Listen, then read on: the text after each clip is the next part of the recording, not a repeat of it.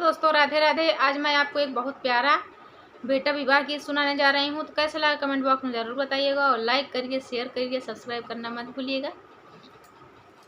मचिया ही बैठली सासू बढ़ाई तीनी बहुआ रजलिए ठाढ़ जी।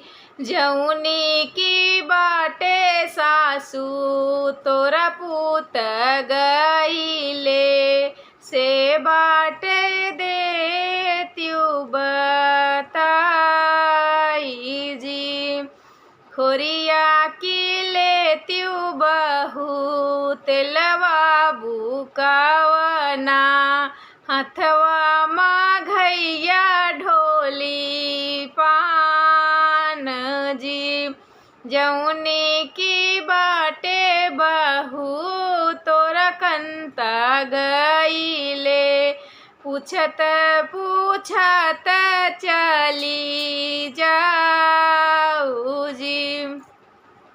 एक बान गईले दूसर बान गईले तीसरे में ढारिनी पाऊँ जी।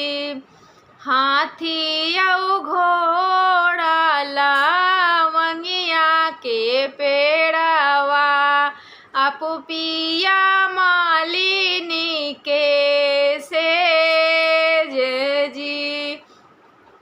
कहू ता मोरे पिया बेनिया डोलाई कहू ता दाबाऊ पाऊँ जी। कहू ता मोरे पिया मालिन झोटियाई कहू लावाटी घरे जाऊँ जी।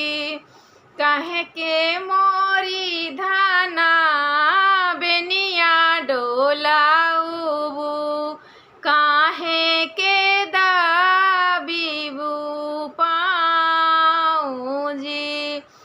काहे के मोरी धाना मालिन झोटियाई बिऊ घर वाला वाटी चली जाऊ जी। खलवाही खलवाही जाऊ मोरी धनिया उपरा पारा गमत देऊ जी। 12 पुरुष जिनी चितऊ मोरी धनिया हो बई हम कांता तो हार जी। ऊंचवाही ऊंचवाई जब मोरे पियावा खलवा पर गनाही देव जी।